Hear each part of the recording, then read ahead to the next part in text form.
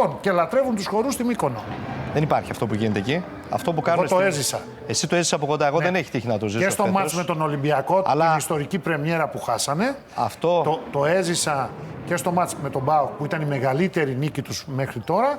Και βεβαίως τώρα θα απολαύσουμε τι έγινε με το που κλείδωσαν προχθές την παραμονή. Που και βλέπουν Ευρώπη πλέον. Αυτό που γίνεται, Βαγγέλη, στη Μύκονο συνολικότερα, στο μπάσκετ και στον αθλητισμό και στην ιστορία του αθλητισμού του νησιού είναι πρωτοφανές.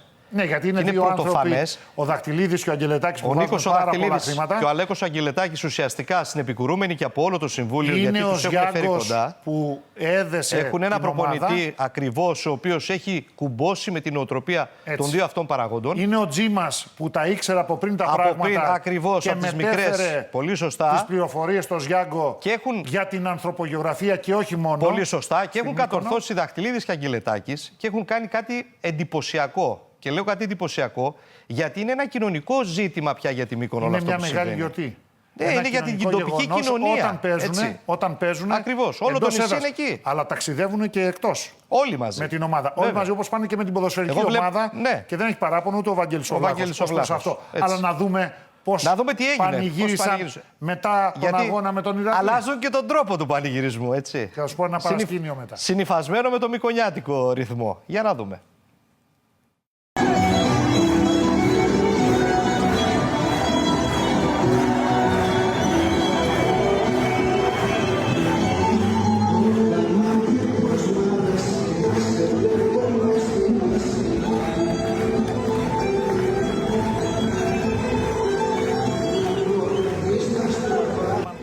Να σε βλέπουμε στη μέση. Είναι νέο τύπο πανηγυρισμός αυτός.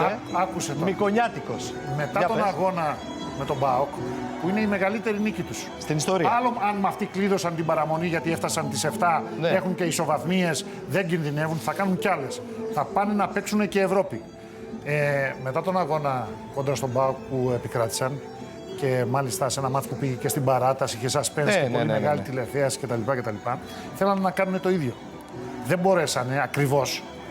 Τους κόπηκε, τους έμεινε η χαρά, ας πούμε, στη μέση και ο χορός στη μέση. Γιατί? Ο υπεύθυνος του καλλιτεχνικού προγράμματος και μετά ο DJ είχαν έντονη διαφωνία. Ο υπεύθυνος από την πλευρά της ομάδας έλεγε να βάλει στο γλέντι. Βέβαια, αυτό ο DJ ήθελε να βάλει ξένα τραγούδια. Λοιπόν, έγινε ένας μικρός χαμός, αλλά νομίζω ότι περίσχυσε η άποψη της ομάδας.